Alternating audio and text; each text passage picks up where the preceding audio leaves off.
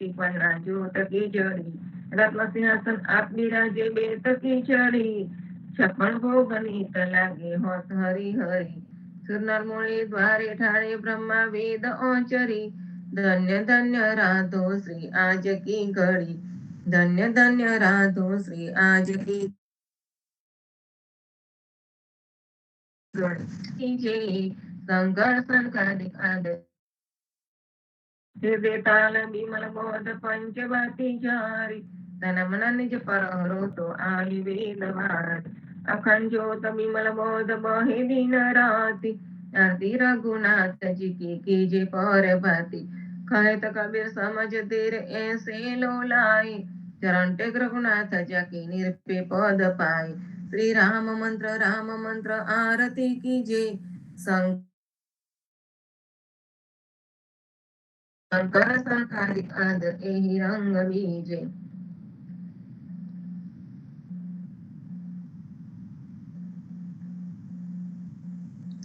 राम कबीर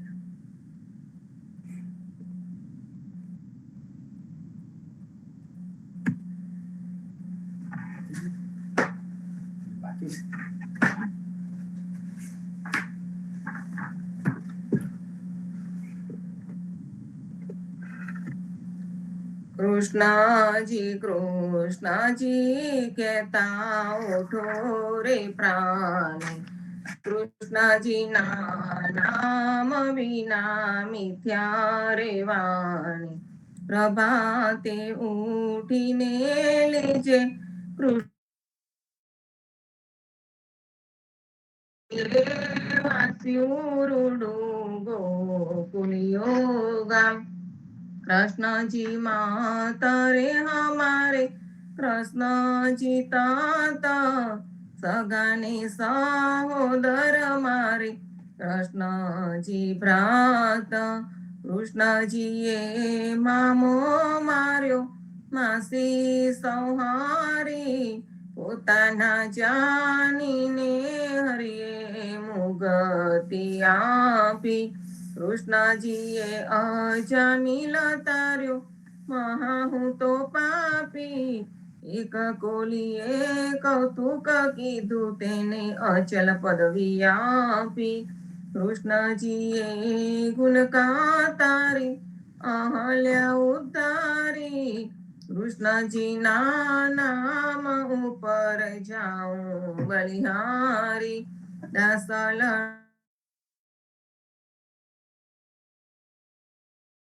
જાની મહેતા નરસૈયાના સ્વામીની બોલો અમૃત વાણી કૃષ્ણજી કહેતા ઉઠો રે પ્રાણી બોલી રે ભરવાડ હરીને વેચવા ચાલી 16 સહસ્ત્ર ગોપીના વાલાની મટકી માગાલી સુંદર ચોલી અંગે પહેરી રહે વ્યાકુલી શેરીએ પોકારે કોઈ લ્યોની મોરારી માટુકી ઉતારી માહી મોરલી વાગી બીજાની સુંદરી સર્વે જોવાને લાગી બ્રહ્માદિક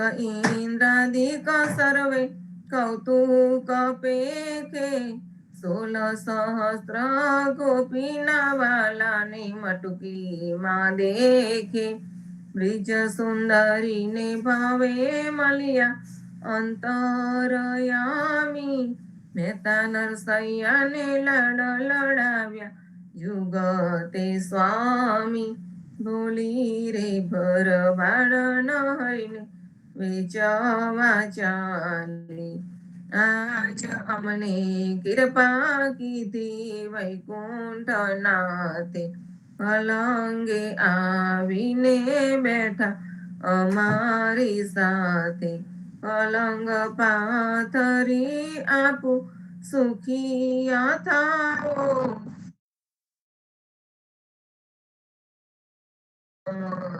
જાઓ આલસડા મૂડીને આવી છીનવા લાગ્યા ઘડી એક અટકો ને પ્રભુજી ઉતારુવાગા ખાંડ ખાજા જલેબી મેં તુવેર તળી પૂરી અતિ ઘના માહી વેડમી ગલી ઘી આન્યા મેં ગવરિતના તરતના તાવ્યા નરસૈયા ચા સ્વામી જમવા બેઠા રાધા પીરસવા આવ્યા આજ અમને કૃપા કીધી વૈકુંઠનાથે આજ મારા નયન સફળ થયા જોયા નાથને નિરખી સુંદર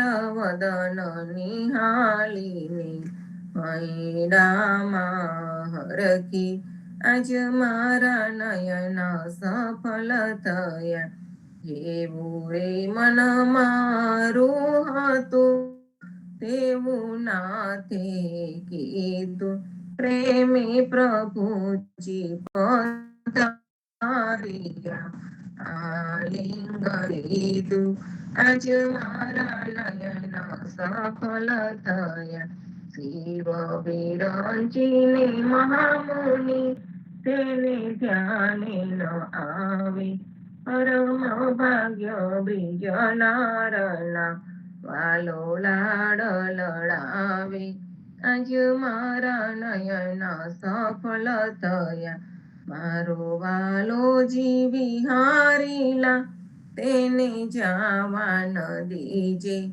હા તેથી હરીને ના મૂકીએ અંતરગત લીજે આજ મારા નયન સફળ થયા શ્યામજી સંગ શ્યામા રમે આલાપીને ગાય સ્વર પૂરે સહુ સુંદરી અતિ આનંદ થાય આજ મારા નયન સફળ થયા ધન ધન રે જુમના તટ ધન વ્રજનો રે વાસ પરમ ભાગ્ય આ ભૂમિના વાલો રમિયા છે રાસ આજ મારા નયન સફળ થયા અમર લોક અંતરિક્ષથી જોવાની આવે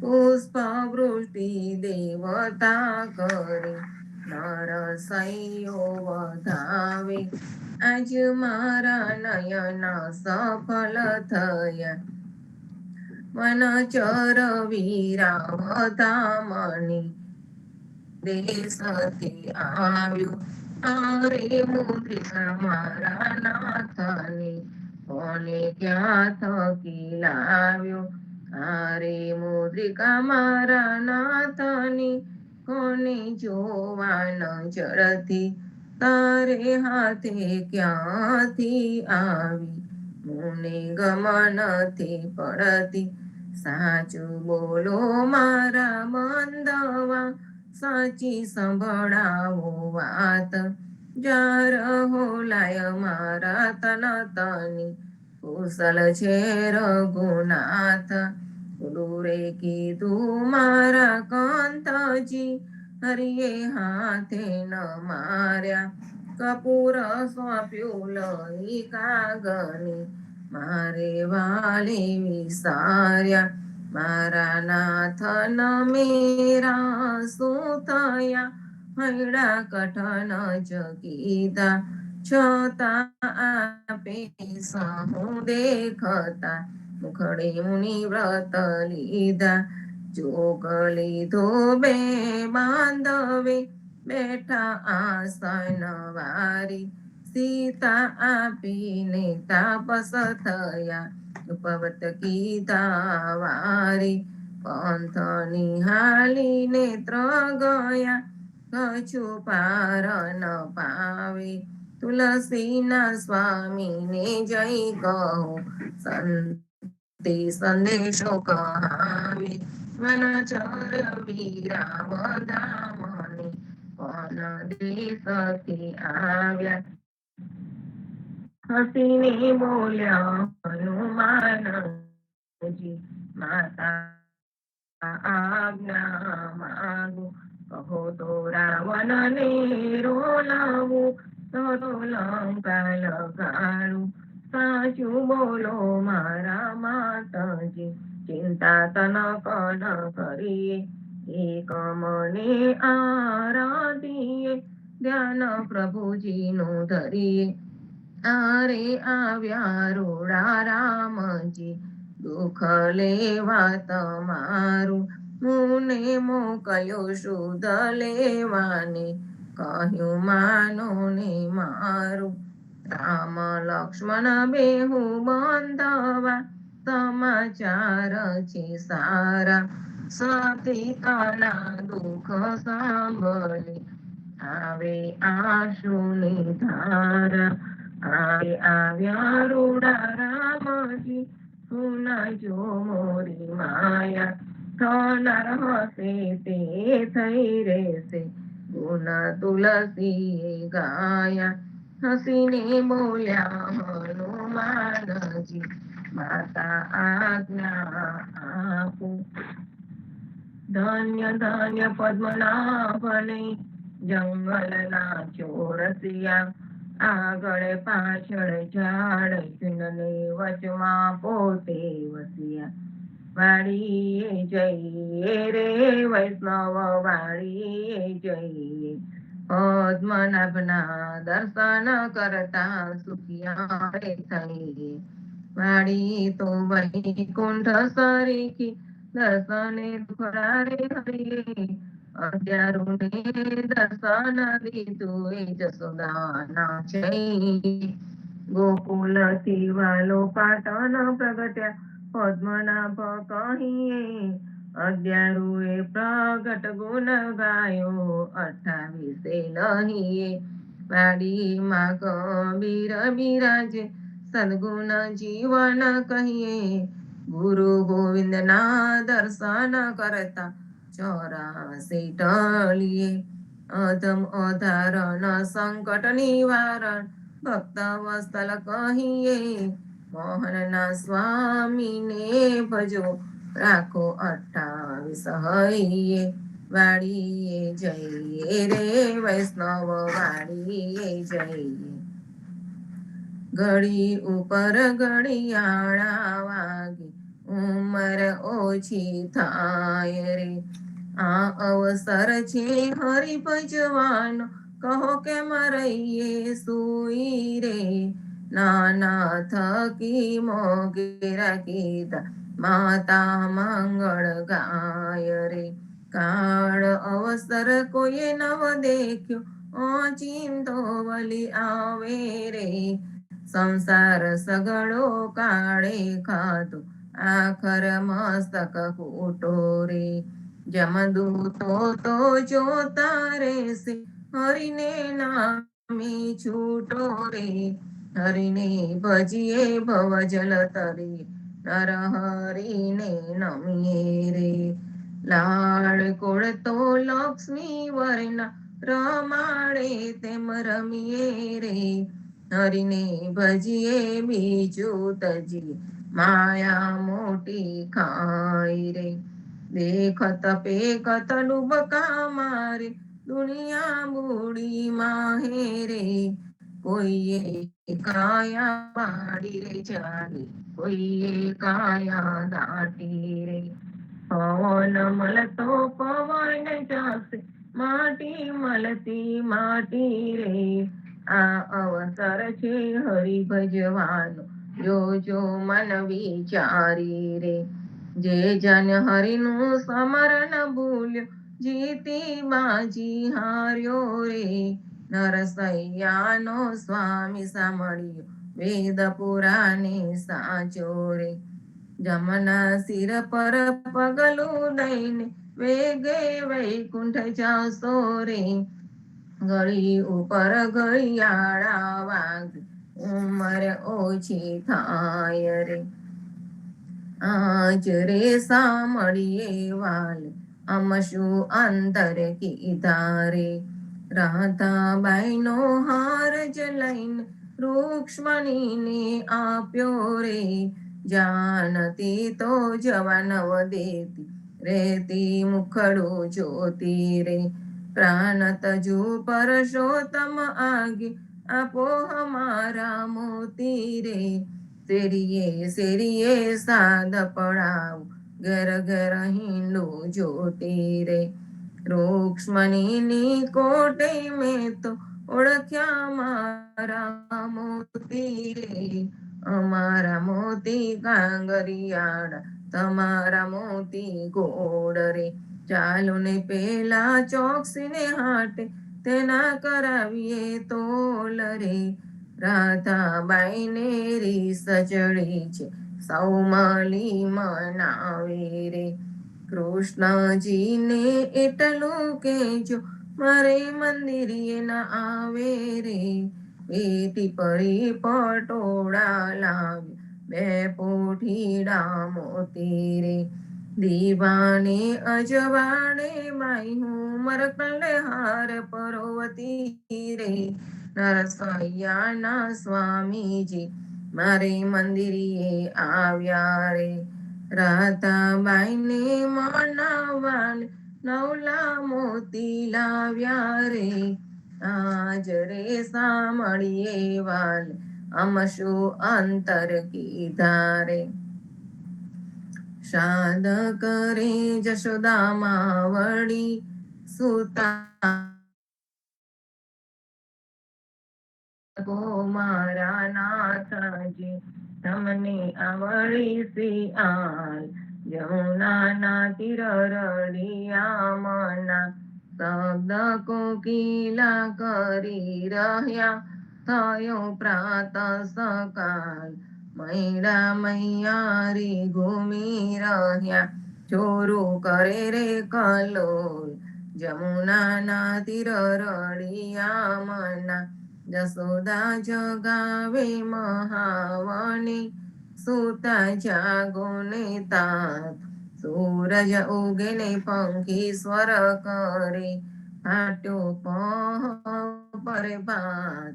યમુનાના તીર રડિયા મના આળસ મરડીને કૃષ્ણ ઉઠિયા આવ્યા રંગ મોલ. નાતને આપો જશોદામાં વળી મારે થાય છે વાર.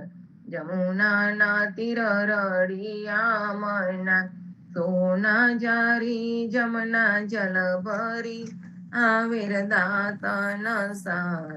દાતન આલુ દીના નાથને મુખલું વારું માલ. જમુનાના તીર રડિયા મના દાતન કરી કૃષ્ણ ઉઠિયા દૂધ આલો જશોદામાય. ચરમેદાની ખભે દામનું જશોદા દોવાને જાય. જમુનાના તીર રડિયા મના વાછરડા વાળે ગોવાલિયો જશોદા દોવે છે ગાય. સોના વાળકા દૂધે ભર્યા માહી સાકર સાર. જમુનાના તીર રડિયા મણા દૂધડા પાવું દીના નાથને હૈડા ટાઢા થાય. રોટલી આલુ હરી હાથમાં માહી માખણ સાર. જમુનાના તીર રડિયા મના સોના રૂપા કેરી કાસકી ચૌવા ચંદન સાર. ચોટી ગોથો દીના નાથની વેન મોટેરી થાય. જમુનાના તીર રડિયા મના પૂરી તરુમ સુરની શિરો સુગંધીદાર. અથાના મંગાવો વિધ વિધના ભોજન કરો ભગવાન. જમુનાના તીર રડિયા મના તરત નાતાવ્યા ધ્રુત તૈયાર છે દહીં દૂધ માખણ સાર.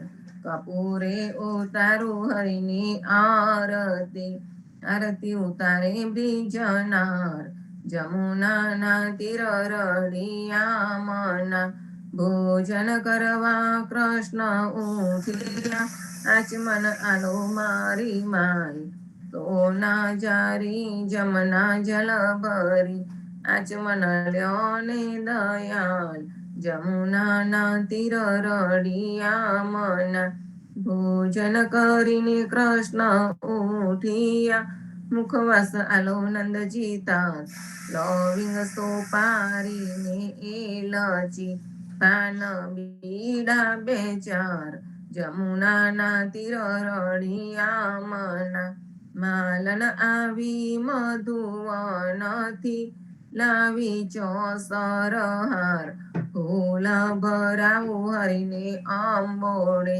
મહી ગોકુલની બ્રિજનાર, જમુનાના તીર રળિયા મના, ચરણે મેલું તારો ચાબકો, ડગલો પેરો દીનાનાથ, ગજબે ઘાલું બદામ પીસતા, શેરડી દાડમ દ્રાક્ષ, જમુનાના તીર રળિયા મના, ચરણે મેલું તારી પાવડી, મોજા પેરો મહારાજ, હાથમાં આલુ લાલ લાકડી, ગાયો છોડો દીનાનાથ, જમુનાના તીર રળિયા મના, જસોદાએ મહિડા વલોવિયા, આસી અધારી રાત, બલભદ્ર વાછરડા બાંધશે, ગાયો છોડો મહારાજ, જમુનાના તીર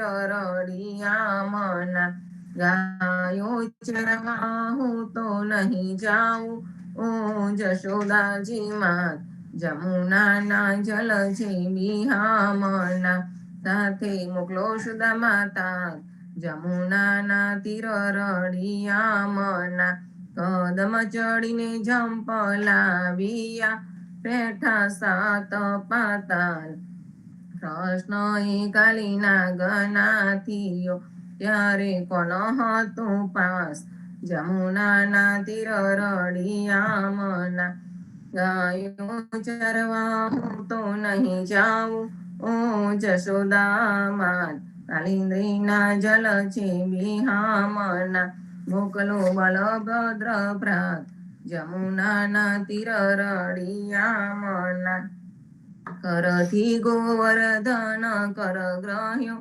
ત્યારે કોણ હતો સાત, ટચલી આંગળી ઉપર રાખીયો, ત્યારે કોણ હતો સાથ, જમુનાના તીર રળિયા મના, કાલિંદ્રીમાં ઝંપલાવ્યા, નાથ્યો કાલીનાથ, નાગનાથીને તમે સંચર્યા, તમને શું કરે શાપ, જમુનાના તીર રળિયા મના, ગોકુલ રાખ્યું રે લાંતો, ત્યારે કોણ હતો સાથ, બ્રહ્મા વાછરડા હરી ગયા, ત્યારે કોણ હતું સાથ, જમુનાના તીર રળિયા મના, નવા નિપજાવ્યા તે ટલા, કોઈએ ન જાની વાત, બ્રહ્મા આવીને ચરણે નમ્યા, વાછરડા આલ્યા દીનાનાથ, જમુનાના તીર રળિયા મના, જમુનાને તીરે જઈ ઉભા, મુખ મુરલીની ટેક, વનમાં વગાડે રૂડી વાસલડી, ગોપી સૌ કીધો ઘેર, જમુનાના તીર રળિયા મના, ગાયો ચારીને કૃષ્ણ આવ્યા, ઓ જશોદાજી માત, નંદજીને આપો વધામણી, આવ્યા હલદર ભ્રાત, જમુનાના તીર રળિયા મના, ગોકુળ લીલા જે કોઈ સાંભળે, ગાયે નર ને નાર, ભવસાગર ફેરો ટળે, ગાયે માધવદાસ, જમુનાના તીર રળિયામણા ગાય માધવ દાસ.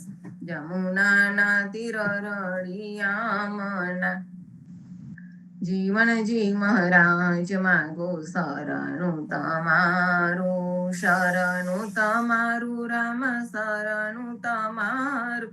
જીવનજી મહારાજ માગો શરણું તમારું.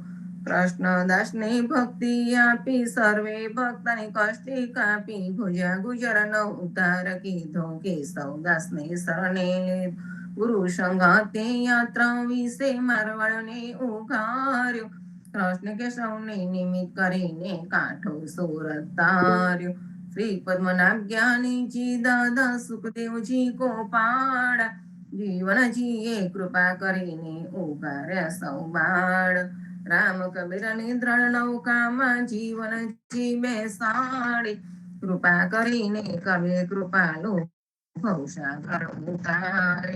જીવનજીના બાળ કૃપાળો રામ કબીર ઉચારો, ભવસાગરથી તરવાનો આ સુંદર છે બહુ આરો.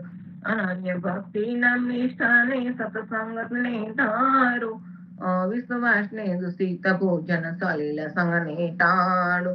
નિશંક હોઈને ભજન કરો તો નામ ફળે તત્કાળ, મુજ પાપીને શરણે લીધો એવા દીન દયાળ. સદગુરુ જીવન છોણી જ નામ, જીવન કૃષ્ણ જીવન રામ. સદગુરુ જીવન છોણી જ નામ, જીવન કબીર જીવન રામ. હર મા બાપ પર કૃપા કરીને કાનન પાલ ઉગારી, જીવનજી મહારાજ માગો શરણું તમારું. શ્રી જીવન શ્યામને દ્વારકાદાસ, રાઘવ સંતને નરસિંહદાસ. ભગવાન રઘુનાથને શ્રી જગન્નાથ, જગદીશ ચંદ્ર તે સૂત્ર યદુનાથ. જગદીશ ચંદ્રના પ્રેમ જીવનદાસ, પ્રેમ જીવનદાસના અપૂર્વ દાસ. એ છે જીવનજીનો પરિવાર, ગુરુ પરંપરાનો વિસ્તાર. ગુરુ પરંપરા જે જન ગાય, તે જન જીવન પાવન થાય. ગુરુ પરંપરા જે નિત્ય ગાય, ઈષ્ટ કૃપા તે જન પર થાય. અહર્નિશ સ્મરણ જે જન કરે, પ્રેમ ભક્તિથી તે જન ટળે. જીવનજી મહારાજ માગો શરણું તમારું, શરણું તમારું રામ શરણું તમારું. જીવનજી મહારાજ માગો શરણું તમારું. સ્વામી કૃપા કરો અતિ ઘણી, સ્વામી રે મારા સ્વામી કૃપા કરો અતિ ઘણી. વાંચો કુવિચાર અચલ ભક્તિ દેતા હેરી, જે છે મુક્તિ ભંડાર પાઈ લાગી કરું વિનંતી. સ્વામી કૃપા કરો અતિ ઘણી, સ્વામી રે મારા સ્વામી કૃપા કરો અતિ ઘણી. ગાજો કુવિચાર અચલ ભક્તિ દેતા હેરી, જે છે મુક્તિ ભંડાર પાએ લાગી કરું વિનતી. આનંદ આરતી હરખ અપાર, હરિજન આય મેરે પ્રાણ આધાર. સંતો દર્શન મેરે ત્રણ તાપ નિવારું, જન્મ મરણ ભવ સાગર તારું. સાક પાક મળી ભોજન પાવ, સંત સંગત મળી હરિ ગુણ ગાવ. ઘેર ઘેર મંગલ હોત બધાય, જન જીવન તા બલ બલ જાય. આનંદ આરતી હરખ અપાર, હરિજન આય મેરે પ્રાણ આધાર. 14 बांधो जीवना, देव रघुपति की आन. वाट घाट रक्षा करो, छोड़ाओ चारे खान. जीवन जी छोड़ाओ चारे खान. सद्गुरु जीवन जी महाराज ने राम कबीर हेत कृपा ने राम कबीर सर्वे संतों ने सादर सप्रेम राम कबीर राम कबीर.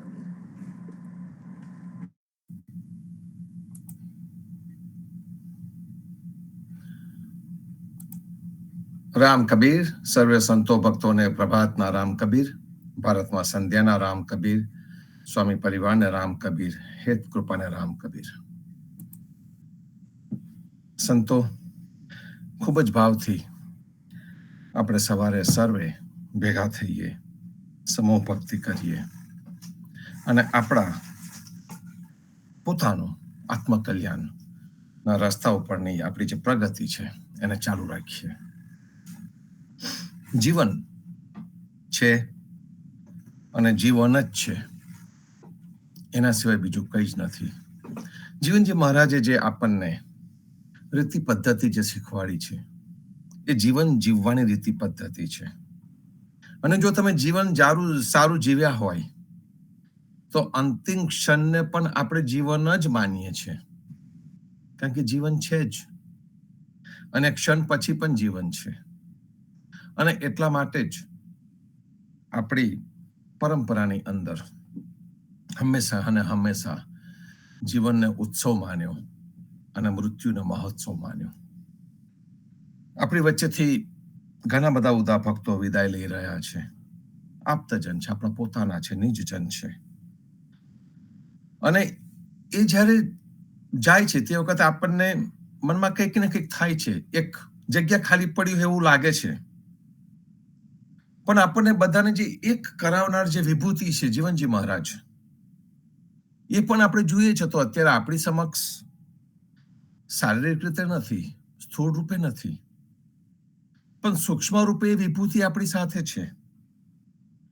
આપણે જેના નામનો આપણે પડથારો કહીએ છીએ, કબીરજીનો પડથારો. વસુદેવભાઈ ને વિશાખાબેન હંમેશા નામદેવ કબીરના પડથારાના રામ કબીર બોલે છે. આપણે ખાલી મોટા ભાગના લોકો આપણે પડથારો શબ્દ વાપરીએ છીએ, કારણ કે આપણી પરંપરા છે. અને એ જે પરંપરા છે, પડથારાની પરંપરા, એ જીવનજી મહારાજે બહુ સમજીને આપી. 400 વર્ષ પહેલા એમને ખબર હતી કે સમાજનો વિસ્તાર થશે. હજુ પણ આપણે આ ઇતર સમાજની વાત કરતા આપણે તો હજુ બહુ નાના છે, ખોબા જેવડા દેખાઈએ. પણ ખોબા જેવડા દેખાય છે છતાં પણ આપણે જુદા દેખાઈ જઈએ છીએ. હું ગયા વખતે પારસી કમ્યુનિટીની વાત કરતો હતો, પારસી લોકોની વાત કરતો હતો. સૂર્ય પૂજક, વહેલા ઉઠે ને તેજને પૂજનારા, અજવાળાને પૂજનારી આ પ્રજા આપણી અંદર ઓતપ્રોત થઈ ગઈ, છતાં પણ એમને પોતાની અસ્મિતા, પોતાની ઓળખ નથી ગુમાવી. ઇઝરાયલની અંદર જ્યુસ પ્રજા છે, આખી દુનિયામાં ફેલાયેલી છે, પણ એ પ્રજાનું જે ખમીર છે એને મેજોરિટી, કોઈ પણ ધર્મ હોઈ શકે, તે પછી ક્રિશ્ચિયાનિટી હોય કે ઇસ્લામ કે ગમે તે હોય, એને કોઈ ટચ નથી કરી શકતું. ખમીરવંતી પ્રજા છે. એમને પોતાને જે મળ્યું છે એની એમને કદર છે અને એને એમને જીવાડવું છે. હમણાં જો ટેનેસી બાજુ, નોર્થ કેરોલાઇના બાજુ ગયો હતો, તો ત્યાં આગળ પણ આપણા ઓરિજિનલ ઇન્ડિયન્સ, એટલે અહીંયાના નેટિવ્સ, એ લોકો તો ઇન્ડિયન પણ નથી કહેવાયું, નેટિવ્સ. એ જે નેટિવ્સ છે એ નેટિવ્સ લોકોને પણ પોતાની જે સંસ્કાર છે, પોતાની જે પરંપરા છે એ છોડવી નથી. એમને ભાષા પણ નથી છોડવી. કેટલી જૂની ભાષા છે એ લોકોની. અને જે ચિકોપી એરિયા છે જેની અંદર આ પ્રજા રહે છે, એ પ્રજાએ પોતાની આ અસ્મિતાને જાળવી રાખવા માટે નું યુદ્ધ ચાલુ રાખ્યું અને હવે એમની ભાષામાં ભણાવાય છે એ જગ્યા ઉપર. વિચારીએ કે જે દેશની અંદર અંગ્રેજીને આટલું બધું પ્રાધાન્ય આપવામાં આવે છે, એ દેશની અંદર એ દેશના જે મૂળ લોકો હતા એ લોકોની ભાષામાં સ્કૂલ ચાલે છે. દરેક પ્રજાને પોતાનું જે જૂનું છે, જે પરંપરા છે, એને ટકાવવી છે. અને જે પોતાનું જૂનું છે, એની પરંપરા છે, એમને ટકાવવી છે, એ લોકો એના માટે પ્રયત્ન કરતા રહે છે. આ પડથારો પણ એ પ્રયત્ન જ છે સંતો. એ પ્રયત્ન કેટલા અંશે સફળ થશે, નિષ્ફળ જશે, એની ચિંતા કોઈને નથી. અહીંયા એક પ્રયત્ન કર્યાનો આનંદ છે કે અમે પ્રયત્ન કરી રહ્યા છે આપણી પરંપરાને જીવંત રાખવાનો. બાકી તો સહેલું છે બીજી પરંપરાની અંદર પેસી જવાનું અને એને ફોલો કરવાનું.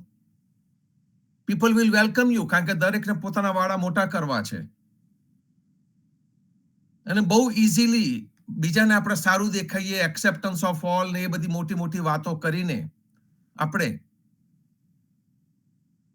બહુ જ આસાનીથી બીજાને સારું લાગે એમ કરીને બહુ જ આસાનીથી આપણે એમની પરંપરાને સ્વીકારી લઈએ છીએ અને આપણી પરંપરા માટે એક શબ્દ નથી બોલી શકતા. બહુ એટલું કે તમે કોણ થાય કે અમે ઉદા પટેલ કે ઉદા ભગત, એનાથી આગળ બોલવાનું આવે તો કાચકીઓ બાજે.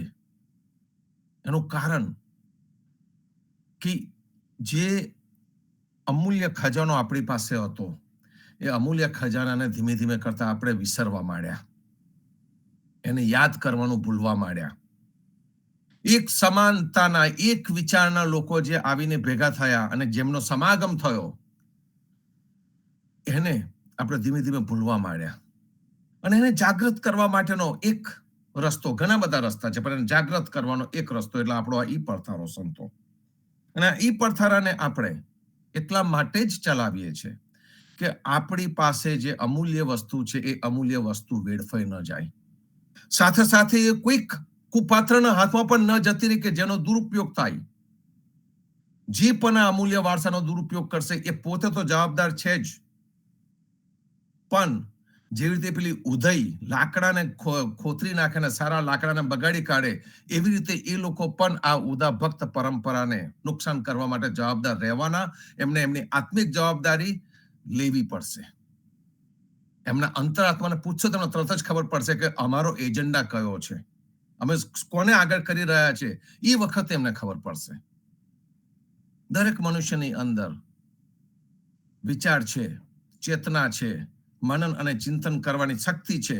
જો એ કરશે ને તો તરત જ ખબર પડશે કે હા, અમે કદાચ આને સંપૂર્ણ સારી રીતે સમજી શક્યા નથી. અમે દાવો નથી કરતા અહીંયા બેસીને પણ કે અમે આને સમજી શક્યા છે, પણ સાચી રીતે એને સમજવાનો પ્રયત્ન તો કરી રહ્યા છે અને આચારમાં પણ લાવવાનો પ્રયત્ન કરી. પ્રયત્ન છે, કદાચ 100% નહીં હોઈએ પણ પ્રયત્ન પૂરો છે, 100% એફર્ટ્સ. અને પરિણામની થી કોઈ આશા કે નિરાશા અમારી અંદર ઊભી થવાની નથી. આ એક ભાવ છે સંતો આ પડથારાનો. આજે સવારે જ ક્રિકેટ મેચ જોતો હતો અને ક્રિકેટ મેચ જોવામાં ચોક્કસ જ વન ડે ની અંદર રોહિત શર્માને અને વિરાટ કોહલીને રમતા જોવા, જૂના જોગીઓ છે આ ક્રિકેટના, એ ભાષાને સમજે છે, ક્રિકેટની રમતને સમજે છે લોકો. જે રીતે આપણે ઉદા ભક્તો અહર્નિશ સ્મરણને માનીએ છીએ, એક ઉદા તત્વને સમજીએ છીએ, એ રીતે આ લોકો ક્રિકેટને સમજે છે. એમને મન ક્રિકેટ બહુ મોટી વસ્તુ છે, જે રીતે આપણે મન ઉદા તત્વ મોટી વસ્તુ છે. અને જ્યારે લોકો દેશ માટે રમતા હોય છે ત્યારે દેશનું અભિમાન હોય છે. જે રીતે આપણને પણ ઉદા ભક્ત હોવાનું અભિમાન છે, તેવી રીતે દાવ રમીને જીતીને એક ઇન્ટરવ્યુ આપીને વિરાટ અને રોહિત બંને ઉપર ચડતા હતા. એ વખતે હંમેશા દ્રષ્ટિ હોય કે ભાઈ આ દાદરો અમે ચડી જઈએ અને અમારા ડ્રેસિંગ રૂમમાં પહોંચી જઈએ. પણ એ વખતે નીચે પડેલો ભારતનો ઝંડો વિરાટ કોહલીએ જોયો, તરત જ એને ઝંડાને ઉપાડ્યો અને જે પ્રેક્ષકના હાથમાંથી કદાચ પડી ગયો હશે, ખબર નહીં કોનો પડ્યો હશે, એને તરત જ ત્યાં ધરી દીધો. જેને કહીએ કે સ્વભાવની અંદર દેશભક્તિ છે, એ ઝંડાને નીચે ન જોઈ શકે. નેમ અને ફેમ સેલિબ્રિટી છે, છતાં પણ એને સરસ રીતે સાવધાનીથી ઉપાડી લીધો. એની આગળ ત્યાંથી કેટલાય લોકો કદાચ ગયા હશે કે ના પણ ગયા હોય, એ જ વખતે કદાચ ઝંડો પડ્યો હોય, ગમે તે થયું હશે, પણ એને ઉપાડીને તરત જ પ્રેક્ષકને આપ્યો. આ શું દર્શાવે છે? એની દેશભક્તિ. કદાચ એ જ પ્રકારે આપણી ઉદા ભક્તોની ઉદા ભક્તિ પણ આપણે દર્શાવી શકીએ ને, આપણા પોતાના પરંપરાના વિચારોને કહીને, પોતાના પરંપરાના વિચારોને અમલમાં મૂકીને આપણે આપણી ઉદા ભક્તિ પણ દર્શાવી શકીએ સહજ રીતે. એના માટે કોઈ મહેનત કરવાની જરૂર નથી, એના માટે કોઈની જોડે વાદ વિવાદ કરવાની જરૂર નથી, પણ પોતાના આચરણથી જો આપણે કરી બતાવીએ તો ધીમે ધીમે કરતા આ ઉદા ભક્તિ નો પ્રસાર થશે, ફરીથી એ જાગૃત થશે સંતો. એને જાગૃત રાખવાની જવાબદારી આપણા સર્વેની છે. પ્રબોધ કા અંગ એ ફક્ત ને ફક્ત બોધ નથી આપતો, એ આપણને આચરણ કરવા માટે પ્રબોધ કરી રહ્યો છે. પ્રયત્ન અને બોધ, પ્રબોધ એ બે એક સાથે જાય છે. ફક્ત બોધ કશું નથી કરી શકવાનો. તમે આપણે નાના હતા ત્યારે પેલા કયા સુવાક્યો લખતા હતા? ઘણા બધા સુવાક્યો છે. હમણાં તમે ઇન્ટરનેટ ઉપર દબાવો બટન, ફટ ફટ ફટ ફટ કરતા હજારો સુવાક્યો તમારી આંખની સમક્ષ આવી જશે. પણ એ બધા વાક્યો ફક્ત પુસ્તકના વાક્યો જ રહી જશે જો અમલમાં ન આવ્યા તો.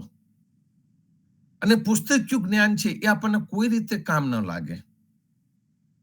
ઘણી વખત સામાન્ય જનને કોઈક સામાન્ય વિચાર ટચ કરી જાય અને સામાન્ય મનુષ્યને અસામાન્ય બનાવી દે.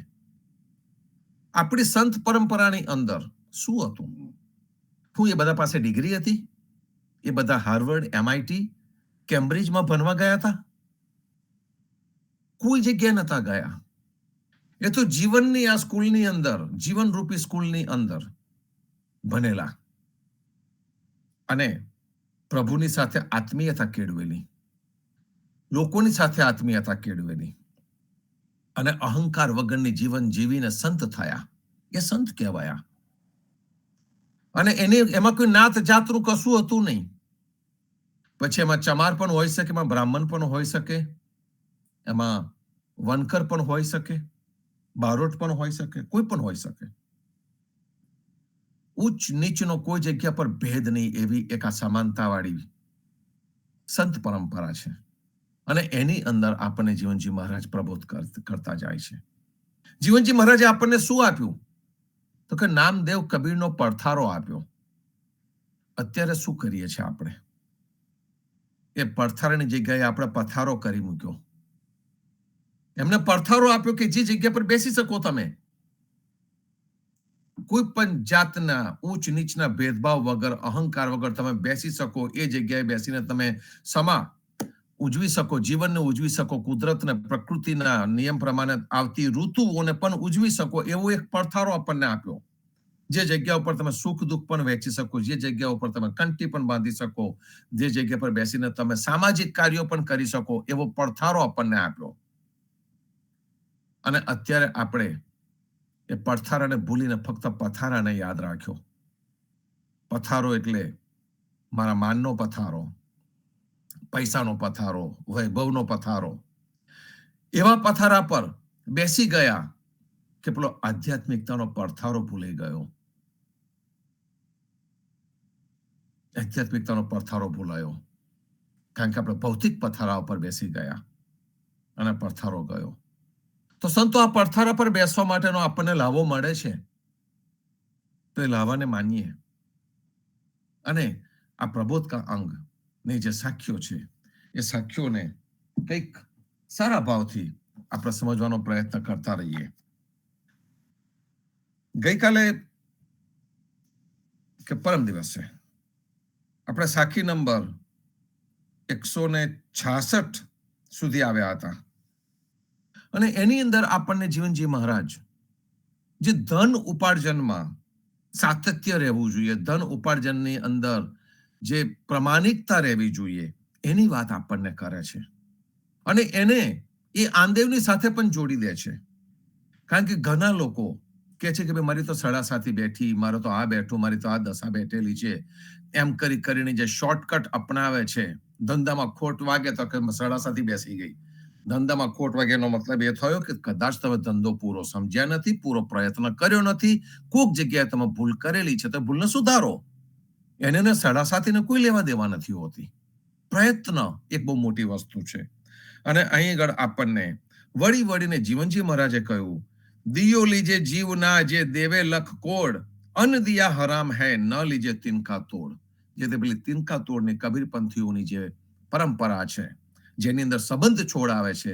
જીવનજી મહારાજ સંબંધો છોડવા માનતા નથી અને એમને પૈસાને પણ, માયાનો પણ સ્વીકાર કરેલો છે. એવા જીવનજી મહારાજ કે છે કે તું તારા હકનું લેજે, પ્રમાણિકતાથી કમાજે, પ્રમાણિકતાથી મળેલા અન્નથી કુટુંબનું પોષણ કરજે અને જીવન જીવતો જજે. આ પ્રબોધ કા અંગની આ સાખી રાત્રે તમને છે ને સારી ઊંઘ આવે, પ્રામાણિકતાથી કમાઈ આવે તો સહેજ પણ ખોટું કર્યું હોય ને તો એ રાતે ઊંઘ ન આવે તમને, અને એ તમારા તન અને મન બંનેને ખરાબ કરીને બેસે. તો જીવનજી મહારાજે આપણને આ સાખીની અંદર બહુ જ ઊંડો બોધ આપ્યો છે. અને પછી એની ઉપર એમના જ સખા વ્યાસદાસજી વૃંદાવનથી એમને પણ આ જ વાત આપણને કરી. વ્યાસ આસ કરી માગવી હરિહુ હલકો હોય, ભાવના હૈ બલિ કે ગયે યહ જાને સબ કોઈ. ભગવાન જેવા ભગવાનને પણ બલિના દ્વાર ઉપર જવું પડ્યું, આપણને બધાને ખબર છે. જે માગે, પોતાના માટે માગે તે હલકો જ ગણાય. અને એને પછી તરત જ આ જગદીશ મહારાજે જે એટલી સુંદર રીતે આ સાખીઓને ગોઠવી દીધી છે, એના પછી આપણા જ સમાજના ત્રિકમદાસની કુંડલી આવી, અને કુંડલીમાં આપણને કહી દીધું, મરું પણ માગું નહીં અપને તન કે કાજ, પરમાર્થ કે કારણે માગત ન આવેલા જ. કે હું પરોપકારના માટે, પરમાર્થના માટે હાથ લાંબો કરતા અચકાઈશ નહીં, ખચકાઈશ નહીં. અને એ વાત આપણે કરતા હતા કે ભાઈ આપણે કોરોના કાળની અંદર પણ પરમાર્થના કારણે હાથ લાંબો થયો ને જોડી ભરાઈ ગઈ. એ કાળને પણ આપણે પાછળ મૂકીને હવે આગળ વધી ગયા છે સંતો. 100 વર્ષે કહેવાય છે કે એક આવો કાળ આવી જાય છે કે જેની અંદર આપણા બધાની પરીક્ષા થાય, અને એ વખતે આપણને આપણી આ પરંપરાની સાખીઓ કેટલી યોગ્ય લાગે. એના પછી આપણને એટલે અયાચક ભક્તિની વાત કરતા હતા, પ્રેમ ભક્તિની વાત કરતા હતા.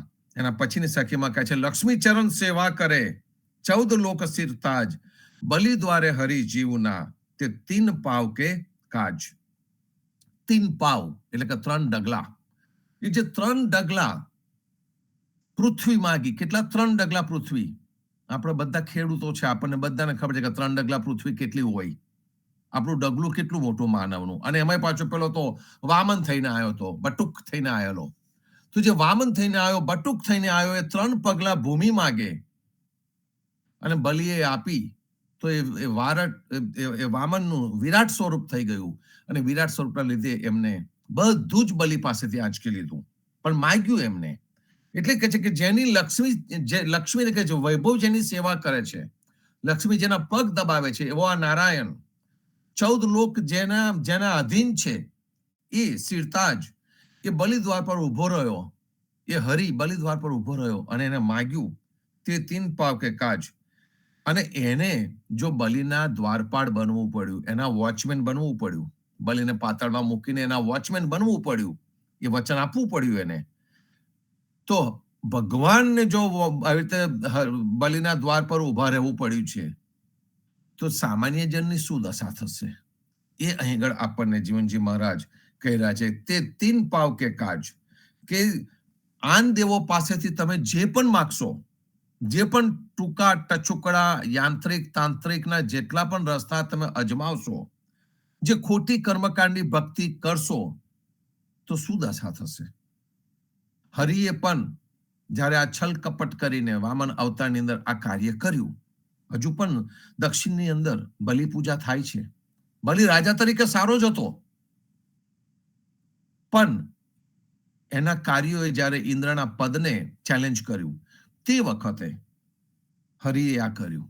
કારણ કે બલિએ યજ્ઞની અંદર ઘણા બધા લોકોને બિઝી રાખ્યા હતા, અને એના લીધે સાચું તત્વ ભૂસાવા માંડ્યું હતું. પણ સાથે સાથે ઇન્દ્રને પણ પોતાનું ઇન્દ્રાસન છોડવું પડશે એનો ડર લાગ્યો. તો આ એક વામન અવતારની વાર્તા આમાંથી આવી ગઈ. કહેવાનો અર્થ એક જ છે સંતો, કે જ્યારે પણ માગવા જાવ ને એ વખતે વિચાર કરવો રહ્યો. અને એના પછીની સાખીમાં કહે છે, જે જૈસી કરે જીવના તાકુ તેસી હોય. આપણને બધાને આ કહેવત ખબર છે, જે કરે તે ભોગવે,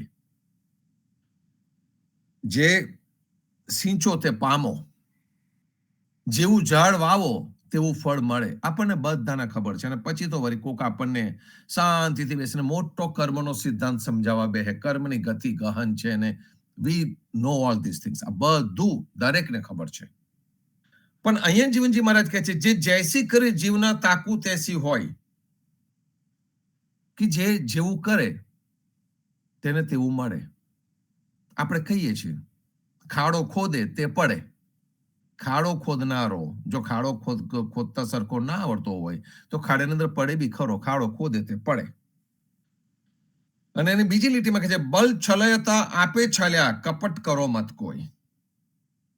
કે જો તમે બીજાને છેતરવા જાઓ, એ બલિરાજાને છેતરવા નીકળ્યા ભગવાન, તો પોતે જ છેતરે ગયા, એના દ્વારપાળ બનવું પડ્યું. એટલે બીજાને છેતરવા જાઓ તો તમારી પણ એ જ દશા થાય, ખાડો ખોદે તે પડે.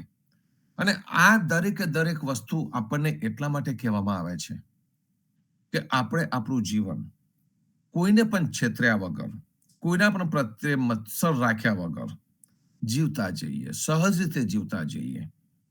જીવનની અંદર છેતરાવાનો કોઈ અર્થ નથી.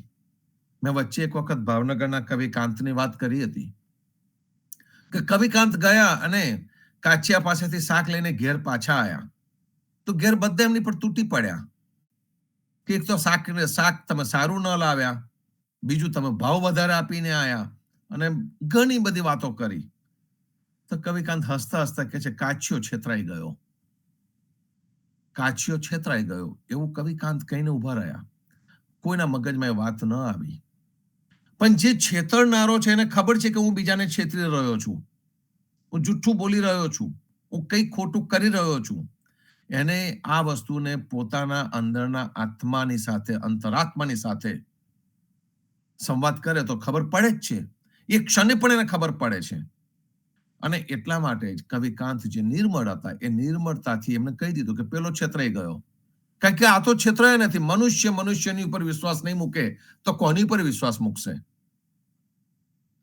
અને એ રીતે કાંત કહે છે કે પેલો છેતરાઈ ગયો. એવું જ અહીંયા કહે છે કે બલ છલયતા આપે છલ્યા કપટ કરો મત કોઈ. સંદેશો પ્રબોધ આવી ગયો, કપટ કરો મત કોઈ. કોઈ પણ પ્રકારનું કપટ ન કરશો.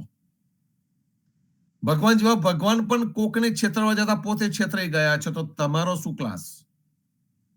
અને એટલે જીવનજી મહારાજના પ્રબોધ નું વાક્ય આવી ગયું, કપટ કરો મત કોઈ. કોઈ પણ આ રીતના કપટ કરશો નહીં. અને જગદીશ મહારાજે તો ત્યાં સુધી લખી દીધું એની અંદર કે સ્વર્ગ આદિ સુખોને માટે તમે જપ તપ યજ્ઞ આદિ કશું જ કરશો નહીં. જે જરૂર છે તે ફક્ત ને ફક્ત પ્રેમ ભક્તિની છે. આ સાખીનો જયારે અર્થ આપણને જગદીશ મહારાજ લઈને આવ્યા, તો આ રીતનો અર્થ થાય છે કે કપટ કશામાં પણ નહીં કરવું, જીવન વ્યવહારમાં કપટ નહીં કરવું, અને આત્મ કલ્યાણના રસ્તા ઉપર પણ કપટ નહીં કરવું. અને એટલા માટે જ આપણે સલીલ, સાકુટ અને આનદેવની ભક્તિથી હંમેશા ને હંમેશા દૂર રહીએ છીએ. એના પછીની સાખી 169, ભરમ ભ્રમુલા છોડ દે લે ઓમકાર કી આદ, સદગુર બેઠ લખાઈયા જીવન જહાં બડ ભાગ. અહીંયા આગળ જીવનજી મહારાજ આપણને ઓમકારની ભક્તિ વિશે સમજાવીને કહે છે કે એ ભક્તિમાં કેમ નહીં પડવું. જે ઓમકારની ભક્તિ છે એ ત્રિગુણાત્મક ભક્તિ છે, 3 ગુણોની ભક્તિ છે, સત્વ, રજસ અને તમસ. ઓમકારી ભક્તિ એક આશારૂપી ફળ મળે એના માટેની ભક્તિ છે, કર્મકાંડી ભક્તિ છે. અને આપણને એનાથી જીવનજી મહારાજે દૂર રાખ્યા છે. એમને ચોખ્ખા શબ્દમાં કહી દીધું કે જે 3 ગુણોની ઉપરની જે ભક્તિ છે, જે ગુણની અંદર કોઈ પણ પ્રકારની આશા નથી, અપેક્ષા નથી, એ ત્રિગુણાતીત ભક્તિ છે. જે ત્રિગુણાતીત ભક્તિ એટલે કે જે પ્રેમ ભક્તિ છે, એ પ્રેમ ભક્તિને તું ઓળખ અને પ્રેમ ભક્તિથી તું આગળ વધ. તારે આ ઓમકારી ભક્તિ કરવાની જરૂર નથી. એક્સપેક્ટેશન લવ ટુવર્ડ્સ ગોડની જરૂર નથી. તારે તો ભગવાન પ્રત્યે ફક્ત ને ફક્ત પ્રેમ રાખવાની જરૂર છે.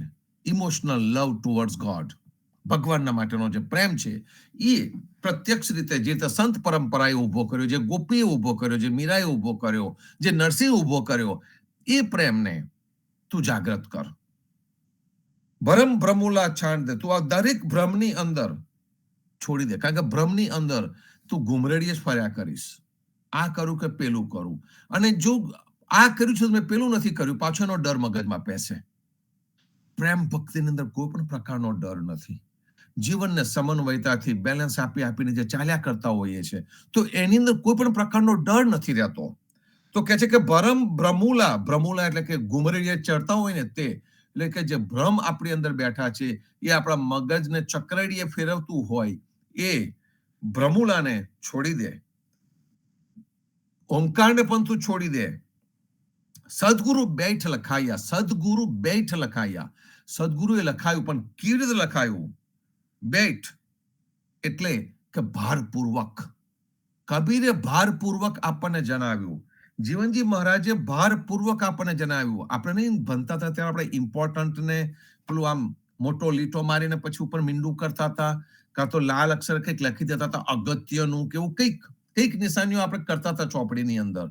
એવું સદગુરુ આપણને આ જગ્યા ઉપર કે છે સદગુરુ બેઠ લખાયા. બેઠ એટલે કે ભાર આપીને, વજન આપીને સદગુરુ આપણને કહે છે જીવન જહાં બળ ભાગ. એ એવું કે છે કે જ્યાં આગળ કબીરે આપણને આ જે ઠસાવીને સમજાવી દીધું છે એનો અમલ થાય છે, જીવન જહાં બળ ભાગ, એ તે વસ્તુ અગત્યની છે. કબીરે જે કહ્યું એ જીવનજીએ કરીને બતાવ્યું. એક આખા ઉદ્ધવ ભક્ત સમાજની સ્થાપના કરીને બતાવી. કદાચ કોઈ બીજું કશું નતું કરી શકતા તો જીવનજી મહારાજે કરીને બતાવ્યું. અને એટલા માટે બળ ભાગી જીવન, જીવન જહાં બળ ભાગ, કે જેને પ્રયત્ન કર્યો અને જેને એ પ્રમાણે જીવન જીવવાનો આપણને રસ્તો બતાડ્યો, એની વાત આપણને કરી. એના પછીની સાખીમાં કે છે ધીક જનની તાત ધીક. એટલે અહીં આગળ જીવનજી મહારાજ ધિક્કાર કરે છે. કોને ધિક્કાર કરે છે? તો કે છે ધીક જનની એટલે કે માતાને ધિક્કાર છે. તાત ધીક એટલે કે પિતાને ધિક્કાર છે. ધીક સકલ પરિવાર એટલે કે આખા પરિવારને પણ ધિક્કાર છે. પરિવારની અંદર સમાજ પણ, આખા સમાજને પણ ધિક્કાર છે. ગામ ઠામ ધીક જીવના, જે ગામમાં રહેતો હોય ગામને પણ ધિક્કાર છે. જે ઠેકાને બેઠો છે ઠેકાણાને પણ ધિક્કાર છે. કેમ? તો કે જે કહે રઘુપતિ અવતાર. બહુ જ મોટી ક્રાંતિ છે આ જગ્યા પર. જે કહે રઘુપતિ અવતાર, જે રઘુપતિને રામને અવતાર ગણે છે, એ દરેકને ધિક્કાર છે. જીવનજી મહારાજે અવતારવાદને સાવકાર ચોર ગણીને આપણી સમક્ષ મૂક્યો છે. એમને રઘુપતિનો સ્વીકાર કરેલો છે. રામે આવીને કરેલા કાર્યનો સ્વીકાર કર્યો છે. રામને કૃપાનાથ તરીકે એમને સ્વીકાર કર્યો છે. રામનો મનુષ્ય તરીકે સ્વીકાર કર્યો છે. એમના ગુણોનો સ્વીકાર કર્યો છે. પણ રામને અવતાર ગણીને બધા જ અવતારની રાહ જોઈને કર્મ પ્રત્યેથી આગા હટી જાય છે, એ એમને મંજૂર નથી. એના લીધે દુનિયા ઊંધા રવાડે ચડે છે, એ એમને મંજૂર નથી. અને એટલા માટે એમને ચોખ્ખા શબ્દોમાં કહી દીધું કે એવા માતાને ધિક્કાર છે, એવા પિતાને ધિક્કાર છે, એવા પરિવારને ધિક્કાર છે, એવા ગામને ધિક્કાર છે, એવા સમાજનો ધિક્કાર છે, એવા ઠેકાણોનો ધિક્કાર છે કે જે રઘુપતિને અવતાર ગણે છે. રામે પણ પોતે કહ્યું હતું, હું દશરથ પુત્ર રામ છું, હું મનુષ્ય છું, અહમ મનુષ્ય દશરથ પુત્ર. રામ પોતે પણ આ કહીને ગયા છે. રામ પોતે નથી કહેતા કે હું અવતાર છું. પણ આપણા મગજમાં જે ઠસાવવામાં આવ્યું છે એ ઠસેલી વસ્તુ કોઈ જગ્યાએ આપણને પહોંચાડતી નથી. તો સંતો આજે આપણે 170 સુધીની સાખી જોઈ, જેમાં જીવનજી મહારાજે આપણને પ્રબોધકા અંગની અંદર ઘણા બધા સુંદર પ્રબોધ કર્યા છે. અને એને આપણે આગળ પણ પાછા જોતા જઈશું. આવો વિશાખાબેન વાસુદેવભાઈ અને પ્રતિસાદ આગળ લો. રામ કબીર.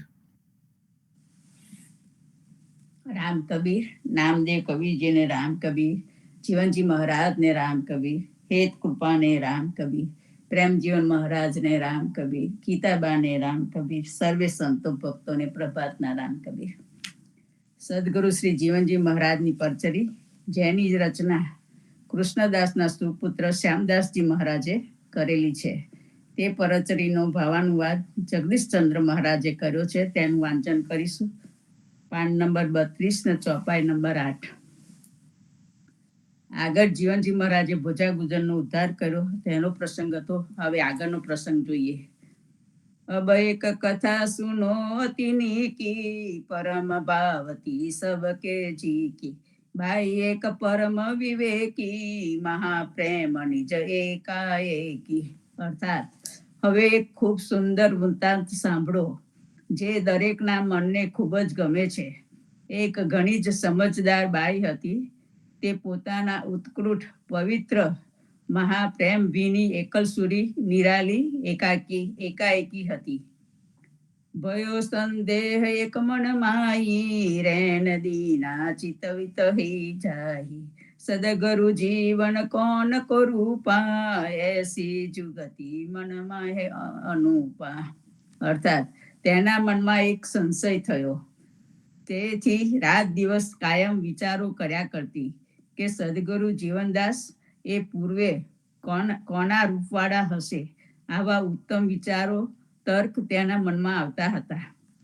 એસે કરત નિંદત બાઈ સુપને સદગુરુ દઈ દિખાઈ ઉપજો સંદેહ તેરે મન માઈ ચલી વે હરિ મંદિર જાહી. અર્થાત આવા વિચારો કર્યા કરતી હતી. તેવામાં તેને નિંદ્રા આવી ગઈ. સપનામાં તેને સદગુરુએ દેખા દીધી અને કહ્યું કે તારા મનમાં મારા વિશે સંશય ઉત્પન્ન થયો છે તો તું જલ્દીથી જ્યાં મારું હરિમંદિર નિવાસ સ્થાન છે ત્યાં ચાલી આવ. મેં સૌ આસન પર જાઈ મેરો સ્વરૂપ તુમ દેખો આઈ જાગી તુરત વાર ન લાઈ કથા સપને કી સોચિત આઈ. અર્થાત જે આસન ઉપર હું સૂઈ જાઉં છું ત્યાં આવીને તું મારા સ્વરૂપને જોજે. તરત જ જાગી જઈને વાર લગાડ્યા વગર તેની સાથે સપનામાં જે વાતચીત થઈ હતી તે વાતનો ખ્યાલ કરીને તે સપનામાં જાણ્યા પ્રમાણે ચલી તુરત નહીં લાઈ વારા ગૃહ કાજ સબ ચિત તે ટાર્યા દેખે જય જીહા જીવન પોડે આનંદ પ્રેમ પીછોરે ઓડે. અર્થાત મોડું કર્યા વગર તરત જ તે તો ચાલવા માંડી. ઘરના કામકાજને પણ તેને મનમાંથી કાઢી નાખી તેની પરવાર કર્યા વગર જ ચાલી અને જ્યાં જીવનદાસ સૂતા હતા ત્યાં જઈને જોવા લાગી અને જોયું કે તેઓએ આનંદથી પ્રેમ પીછોડો ચાદર ઓઢી હતી. પટલહિત જબ નાર્યો ધર્યો પૂર્ણ બ્રહ્મ કે દર્શન કર્યો મોર મુગટ પીતાંબર રાજે મુરલી કર મે અતિ છબી છાજે. અર્થાત જ્યારે તેને વસ્ત્ર ચાદર લઈને આઘી કરી ત્યારે તેને પૂર્ણ બ્રહ્મ પરમાત્માના દર્શન થયા. તેઓને માથે મોર મુગટ હતો અને પીતાંબરથી શોભતા હતા. હાથમાં મોરલીવાળી ક્રાંતિ શોભી રહી હતી. દેખ્યો દ્વે ભુજ દ્રુપ નિહારી માનો દેખે કુંજ વિહારી દેખી રૂપ તબ ચરણે પરી સો છબી રાખી ઉર્મે ધરી. અર્થાત બે ભુજાવાળા તેઓના રૂપને તાકીને નિહાળ્યું જાણે કે કુંજ વિહારી શ્રી કૃષ્ણને જોતી હોય તેવું લાગ્યું. આ રૂપને જોયું ત્યારે તે પગે લાગી. તે છબીને દ્રશ્ય તેને હૃદયમાં રાખી લીધું. તા દિન તેજુ ભરમ ગયો ભાગી બડી પ્રીત સેવન સુખ લાગી સો સબ કથા સંતન સો કહી વાતય સંતન માની સહી. અર્થાત તે દિવસથી જેવો ભ્રમ હતો તે જતો રહ્યો. પ્રેમ ઉભરાવા લાગ્યો અને ઉમંગથી સેવા ભક્તિ કરવા લાગી. આ બધો બનાવ સંતોને કહ્યો તે હકીકતને સંતોએ સાચી માની. સાચી જીવનદાસ મહિમા કહી ધન્ય ધન્ય કહી સબ કોઈ સંત કાજ દેહી ધરી અવર ન જાને કોઈ. અર્થાત જીવનદાસનો આવો ગૌરવવાળો મહિમાને કહીને બધા ધન્ય ધન્ય કહે છે. તેઓએ તો સંતોના હિત માટે દેહ ધારણ કર્યો છે પણ બીજા બધા તે જાણતા નથી. રામ કબીર. શ્યામદાસજીનું આ સુંદર લખાણ અને સુંદર લખાણની અંદરનો આ એક બાઈનો પ્રસંગ દરેક જણને કંઈક ને કંઈક મનમાં વિચારો આવ્યા કરતા હોય છે. આપણને પણ જીવનજી મહારાજે ખૂબ સુંદર રીતે સમાધાન કરાવડાવેલું છે. આ બાઈના મનમાં પણ જે પણ સંશય આવ્યો કે આ ખરેખર કોણ છે, તમે કોણ છો, એ જે ભાવ ઊભો થયો અને પછી તેને જે સ્વપ્ન અવસ્થાની અંદર જે જાત જાતના ભાત ભાતના વિચાર આવ્યા હશે અને ત્યાર પછી એને જીવનજી મહારાજની અંદર જ ભગવાનના દર્શન થયા. એ બહુ મોટી વસ્તુ છે. નિર્મળતા છે સંતો, અને નિર્મળતાને ઉદા ભક્તો પ્રાપ્ત કરે એ જરૂરી છે. કારણ કે આપણે પેલી સાખી પણ ખબર છે, ગુરુ ગોવિંદ દો ખડે કાકે લાગુ પાય, બલિહારી ગુરુદેવ કી જો ગોવિંદ દિયા બતાય. ઉપલા લેવલ ઉપર જોવા જઈએ છે ને, તો ગુરુ અને ગોવિંદની અંદર કોઈ ફેર નથી. બંનેમાં એકતા છે, ઐક્યતા છે. જ્યારે આપણે આત્મ તત્વની વાત કરીએ છીએ, સ્વ સ્વરૂપની વાત કરીએ છીએ, તો આપણને સંતો હંમેશા ને હંમેશા એકતા બતાવે છે. આપણી પરંપરાની અંદર પણ સગુણ અને નિર્ગુણ એ બેની વાત કરવામાં આવે છે. અને ભગવાનનું જે સગુણ સ્વરૂપ છે એ સંત છે, એ પણ પ્રભુનું સ્વરૂપ છે. અને એ જ વસ્તુ આપણને શ્યામદાસજી આ જગ્યાએ બતાવે છે કે જે નિર્ગુણ પરબ્રહ્મ છે એ સગુણ સંત થઈને આપણી સમક્ષ આવતું હોય છે. અને જ્યારે સગુણ સંત થઈને આપણી સમક્ષ આવતું હોય છે, તે વખતે આપણને વારે ઘડીએ આ જ અનુભૂતિ થતી હોય છે. એક જીવંત તત્વ રૂપે આપણી સમક્ષ કંઈક ને કંઈક હોય છે. પછી જીવંત તત્વ રૂપે એ શરીર રૂપે પણ આપણી સમક્ષ હોઈ શકે અને એ વિચાર રૂપે પણ આપણી સમક્ષ હોઈ શકે. જીવનજી મહારાજ વિચાર રૂપે આપણી સમક્ષ છે અને એમનો જ પરિવાર શરીર રૂપે પણ આપણી સમક્ષ છે. એ વિચારોની ઉપર આચરણ કરીને ચાલનારો, તો એને જ આપણે પરમ તત્વ સાથેની એકાત્મતા કહીએ છીએ. શ્યામદાસજીએ આ જે લખ્યું, જે આપણે હમણાં જેનું વાંચન કર્યું, એ અનુભૂતિ એ ફક્ત એ બાયની નથી, એ આપણા સર્વેની અનુભૂતિ છે. એ ભાવથી આપણે એને આગળ લઈએ. શર્મિષ્ઠાબેન આવો. રામ કબીર. રામ કબીર. સર્વે સંતો ભક્તોને પ્રભાતના રામ કબીર. પુણ્યધામ શ્રી જીવનજી મહારાજને રામ કબીર. પુણ્યધામ સ્વામી પરિવારને રામ કબીર. સદગુરુ શ્રી કબીરજીને રામ કબીર. શ્રી પદ્મનાભ મહારાજ, અધ્યારુજી, જ્ઞાનજીજી મહારાજને રામ કબીર. હેત કૃપાને રામ કબીર. પ્રેમજીવન મહારાજ, ગીતાબાને રામ કબીર. શ્રી હરિદાસ નડિયાદાસ સંપાદિત સદગુરુ શ્રી જીવનજી મહારાજ દ્વારા પ્રબોધિત નામરૂપનો ભેદ નું પુસ્તક દલ ભીતર દીદારનું આજે આપણે આગળનું વાંચન જોઈએ. મંત્ર સાધના તત્કાળ ફળ આપતી હશે, પરંતુ આ સાધના આરાધના માનવજાત માટે દુઃખદાયી છે. આ વાંચન પાન નંબર 15 પર છે, 15. તત્કાળ સુખ આપનારી છે, પણ પછીથી તેના વિપરીત પરિણામો ભોગવવા પડે છે. માટે આવી સાધના ન કરવાનું યોગ્ય છે. હવે આપણે એ બાબતે વિચાર કરીએ કે રામ કબીર મંત્ર છે. સૌ પ્રથમ મંત્ર શું છે એ સમજવું જોઈએ. મંત્રના કેટલાક અંગો આ પ્રમાણે છે, જેને સમજ્યા વિના મંત્ર સાધના નિષ્ફળ જાય છે. મંત્રોના અંગો આપણે જોઈએ. પહેલો મંત્ર છે ઋષિ. જે સાધકે સર્વપ્રથમ શ્રીજીના મુખથી જે મંત્ર સાંભળ્યો અને વિધિવત સિદ્ધ કર્યો હતો, તે આ મંત્રના ઋષિ કહેવાય છે. આ ઋષિને આ મંત્રના આદિ ગુરુ માનીને શ્રદ્ધા સહિત મસ્તકમાં તેમનો ન્યાસ કરવામાં આવે છે. મંત્રનું બીજું અંગ છે દેવતા. જીવ માત્રની સમસ્ત ક્રિયા કલાપોને પ્રેરિત, સંચાલિત એવં નિયંત્રિત કરવાવાળી પ્રાણ શક્તિને દેવતા કહેવામાં આવે છે. આ શક્તિ વ્યક્તિના હૃદયમાં સ્થિર છે, અર્થાત દેવતાનો હૃદયમાં ન્યાસ કરવો. ત્રીજું અંગ છે છંદ. મંત્રને સર્વતોભાવેન એટલે કે આચ્છાદિત કરવાની વિધિને છંદ કહે છે. અક્ષર અથવા પદોથી છંદ બને છે, તેનું ઉચ્ચારણ મુખસ્થ કરવામાં આવે છે, અર્થાત છંદનો મુખમાં ન્યાસ કરવો. ચોથું અંગ છે બીજ. મંત્ર શક્તિને ઉદ્ભાવિત કરવા વાળું તત્વ બીજ કહેવાય છે. અંત બીજનો ગુપ્તાંગમાં ન્યાસ કરવામાં આવે છે. પાંચમું અંગ છે શક્તિ. જેની સહાયતાથી બીજ મંત્ર બની જાય છે, તે તત્વને શક્તિ કહેવાય છે. તેના પાદ એટલે કે ચરણ પગમાં ન્યાસ કરવો. છઠ્ઠો અંગ છે વિનિયોગ.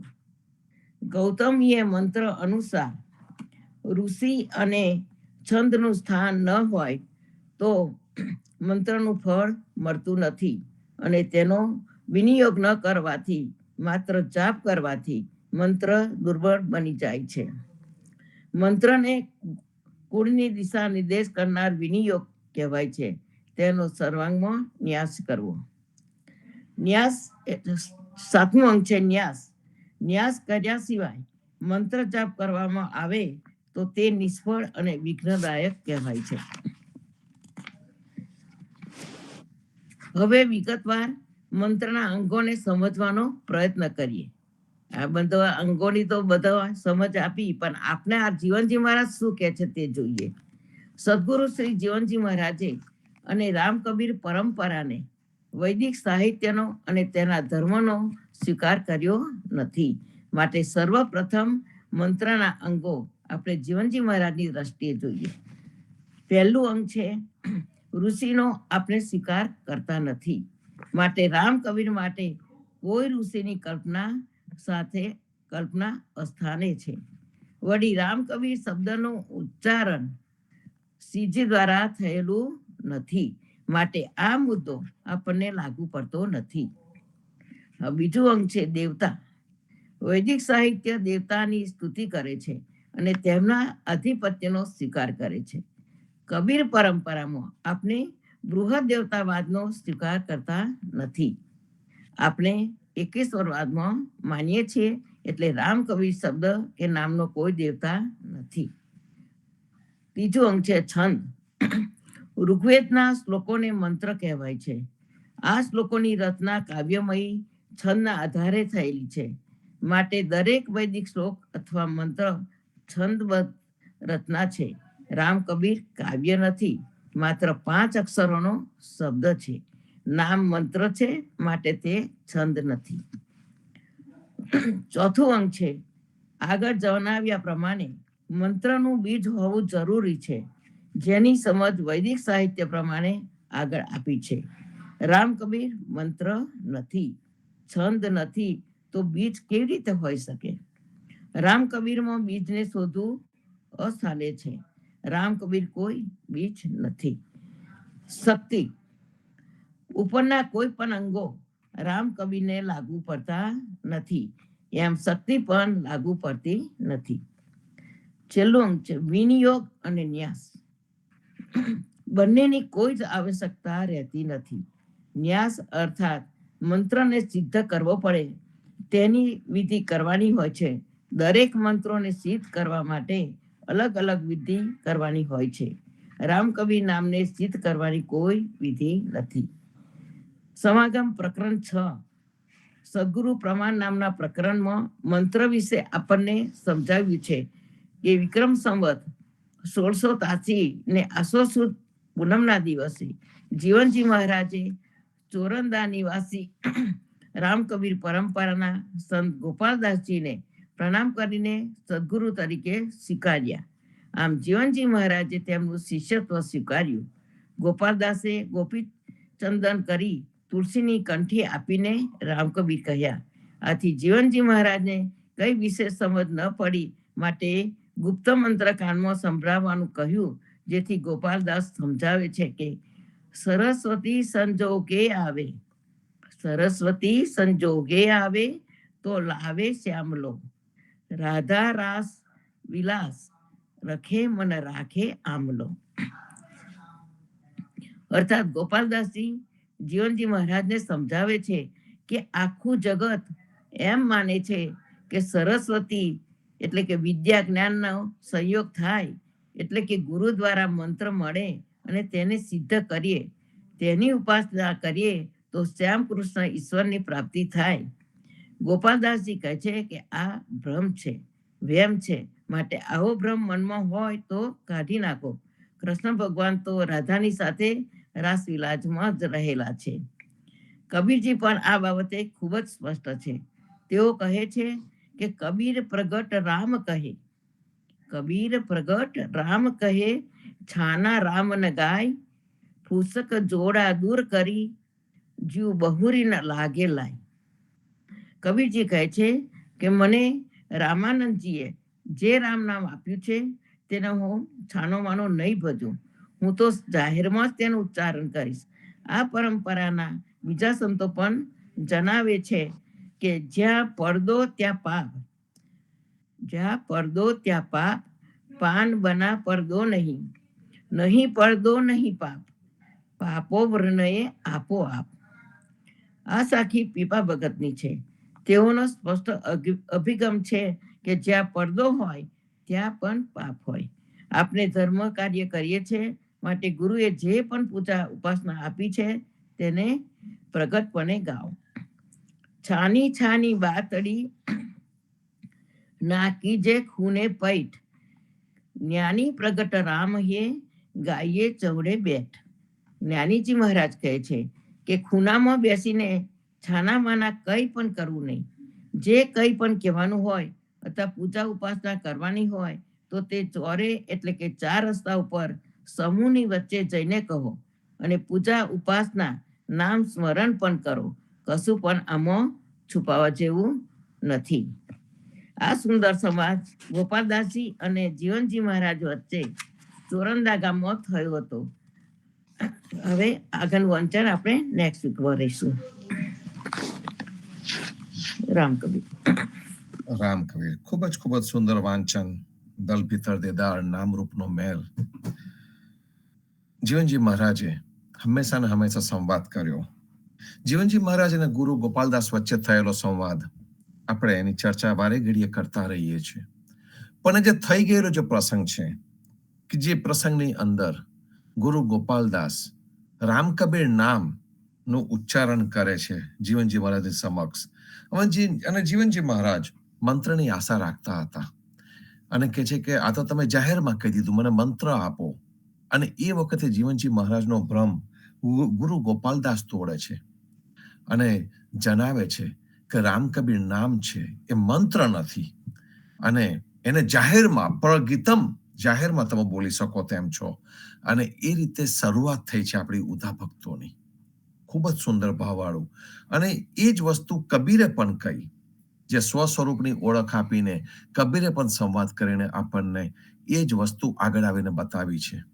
આ જગ્યા ઉપર વર્ષો પહેલા છાંદોગ્ય ઉપનિષદની અંદર પણ એક સરસ સંવાદ થયેલો છે મહર્ષિ નારદ અને સનત કુમારોની વચ્ચે. મહર્ષિ નારદ સનત કુમારોની પાસે જાય છે સાચી વિદ્યા પ્રાપ્ત કરવા માટે. તે વખતે સનત કુમારો પૂછે છે એમને કે તમે શું શું જાણો છો તે અમને કહો, ત્યાર પછી આપણે આગળ વધીએ. હમણાં વચ્ચે આઈ થિંક 1-2 મહિના પર પ્રેમજી મહારાજે આપણને આ વસ્તુ થોડીક વસ્તુ આપણને કહી હતી. તો એ જે સંવાદ સનત કુમાર અને નારદ વચ્ચે થયો એની અંદર નારદ કહે છે હું આટલું જાણું છું. બહુ લાંબી યાદી આપી દીધી સનત કુમારોની સમક્ષ. અને ત્યાર પછીથી નારદ બહુ અગત્યનું વાક્ય બોલ્યા છે કે હું મંત્રવિદ છું, હું મંત્રોને જાણું છું, હું આત્મવિદ નથી, હું આત્માને નથી જાણતો. કદાચ કંઈક આવો જ સંવાદ કૃષ્ણદાસ અને જીવનજી મહારાજ વચ્ચે થયો હતો કે હું બ્રાહ્મણ છું, મને કર્મકાંડ બધા જ આવડે છે, હું બધું જાણું છું, પણ હું તો તમારી પાસેથી ભક્તિ મેળવવા આવ્યો છું. નારદ સનત કુમારની પાસે જાય છે તો આ જ પ્રકારનો સંવાદ થાય છે. અને એ વખતે સનત કુમાર બધું જાણી લે છે એમની પાસેથી કે ભાઈ આ મંત્રવિદ છે અને એ મંત્રમાં જ રહેલા છે. એને મંત્રની બહાર કાઢીને આત્મવિદ બનાવવો પડશે. આત્મા શું છે, એનું જ્ઞાન શું છે, એનો હેતુ શું છે, એને સમજાવવું પડશે. અને તે વખતે સનત કુમારો આ છાંદોગ્ય ઉપનિષદની અંદર એક સરસ શબ્દ આપણને આપી દે છે, તત્વમસી. તત્વમસી, ભગવાનની અને ભક્તની એકાત્મતા બતાવતો આ શબ્દ છે તત્વમસી. તત્વમસી. તત એટલે તું, તત એટલે પેલું તત્વ, ત્વમ એટલે તું છે, એનામાં અને તારામાં કોઈ ફેર નથી. તત ત્વમ અસી. આ પણ નારદ અને સનત કુમારોની વચ્ચેથી આવ્યું. એવો જ કંઈક સંવાદ આ કૃષ્ણદાસ અને જીવનજી વચ્ચે પણ થયો. જીવનજી મહારાજને ગોપાલદાસે સંપૂર્ણ રીતે જે સમજ આપી. આ દરેક વસ્તુ ઇન્ટરકનેક્ટેડ છે. યુગે યુગે પાછી આવે છે. જે છાંદોગ્ય ઉપનિષદ વખતે થયું હતું એ બહુ જૂનું છે, જીસસ ક્રાઇસ્ટની પહેલાનું છે. આ જૂનામાં જૂનું ઉપનિષદ છે સંતો. અને અત્યારે પણ આપણે આ 400 વર્ષ પહેલા પણ આ સંવાદ થયો, 600 વર્ષ પહેલા પણ થયો, અત્યારે પણ આ ઘડીએ પણ આપણે એને વાંચીએ છીએ અને સમજીએ છીએ. ખૂબ સુંદર ભાવ છે. પ્રતિસાદ માટે જે પણ આવે છે તે ખૂબ વિચાર, મનન, ચિંતન સાથે વિચારોને લઈને આવતું હોય છે. આપણને કંઈક ને કંઈક આપતું જતું હોય છે. તો આ જ રીતની આપણી આપલે ચાલુ રહે, મળતા રહીએ, આવતા રહેજો. સાંજે સંધ્યા આરતીમાં આવતીકાલે ફરીથી પ્રભાતિયા અને સત્સંગના પ્રતિસાદમાં આવજો. સર્વે સંતો ભક્તોને પ્રભાતના રામ કબીર, ભારતમાં સંધ્યાના રામ કબીર, સ્વામી પરિવારને રામ કબીર, જીવનજી મહારાજની ગાદીને, તેમના ક્રાંતિકારી વિચારોને સાદર સપ્રેમ રામ કબીર. રામ કબીર. સર્વે સંતો રામ રામ કબીર. કબીર, સર્વે સંતો રામ કબીર.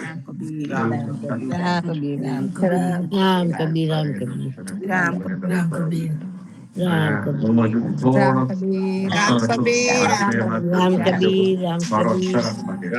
રામ કબીર. રામ